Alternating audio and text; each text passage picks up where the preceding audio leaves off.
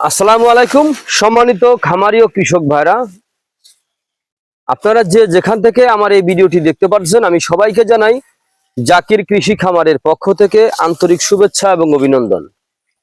তো প্রথমে বলবো, আমার চ্যানেলে যদি আপনারা নতুন হয়ে থাকেন তাহলে আমার চ্যানেলটিকে সাবস্ক্রাইব করে পাশে থাকবেন। আজকে ঘাস সম্বন্ধে দু একটি কথা বলবো, আপনারা একটু মনোযোগ সহকারে শুনবেন। দেখা যায় এমনও জিনিস আছে আমি যেটা জানি সেটা হয়তো বা আপনারা জানেন না, আপনারা যেটা জানেন হয়তো বা সেটা আমি জানি না। এই ঘাস সম্বন্ধে কি কথা বলবো দেখেন, এই ঘাস কাদের প্রয়োজন?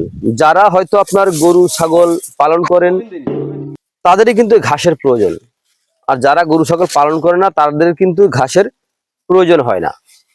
তো যে সকল ভাইরা গরু অথবা ছাগল পালন করতেছেন অথবা করবেন আশা করতেছেন, তো আমি সেই সকল ভাইদের উদ্দেশ্যে কিছু কথা বলবো।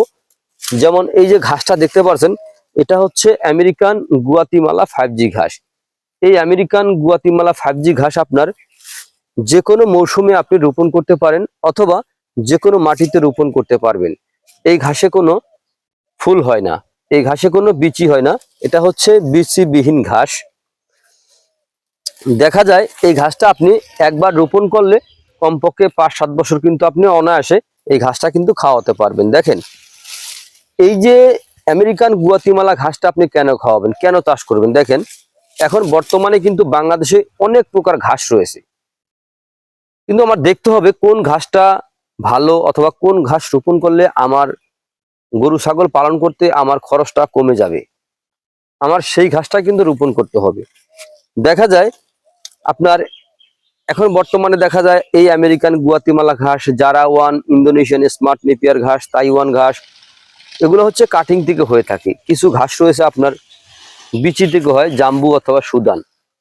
এগুলো দেখা যায় একবার দুবার কাটার পরে কিন্তু আর থাকে না, আর হয় না। আর যে কটা আমি নাম বললাম প্রত্যেকটা ঘাস কিন্তু একবার রোপণ করলে 5-7 বছর খাওয়ানো যায়, কিন্তু এগুলার মধ্যে ভিটামিন প্রোটিনের ক্যালসিয়ামের মধ্যে দেখা যায় একটা আছে একটা নাই, এক একটা ঘাসের মধ্যে।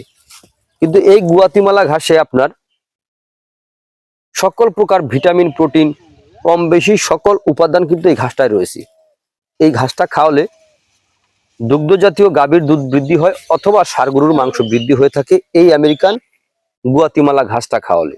তো আমি আশা করব যদি আপনারা গরু অথবা ছাগলের খামার করতে চান তাহলে আগে ঘাস চাষ করবেন। যেই ঘাসে চাষ করেন, হয়তো আপনার এটা করেন, জারা ওয়ান করেন, ইন্দোনেশিয়ান স্মার্ট নেপিয়ার করেন, তাইওয়ান করেন, যেটাই করেন, কিন্তু আপনার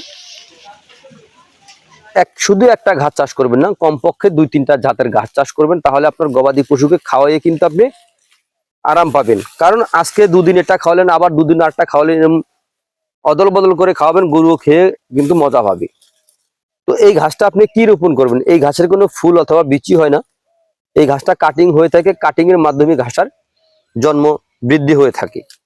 তো আপনারা যদি এই ঘাসের কাটিং রোপণ করতে চান, মানে চাষ করতে চান, তাহলে আমার স্ক্রিনে দেওয়া নাম্বারে যোগাযোগ করবেন। আমরা কিন্তু এই ঘাসের কাটিং অথবা মোতা সহ চারা সারা বাংলাদেশে ক্যাশ অন ডেলিভারিতে আমরা ডেলিভারি দিয়ে থাকি। চাইলে কিন্তু আপনিও সংগ্রহ করতে পারেন। সংগ্রহ করতে চাইলে আমার স্ক্রিনে দেওয়া নাম্বারে যোগাযোগ করবেন। তো প্রিয় বন্ধুরা, আপনারা যে যেখান থেকে আমার এই ভিডিওটি দেখতে পাচ্ছেন, তো আপনারা সকলে ভালো থাকবেন, সুস্থ থাকবেন। আল্লাহ হাফেজ।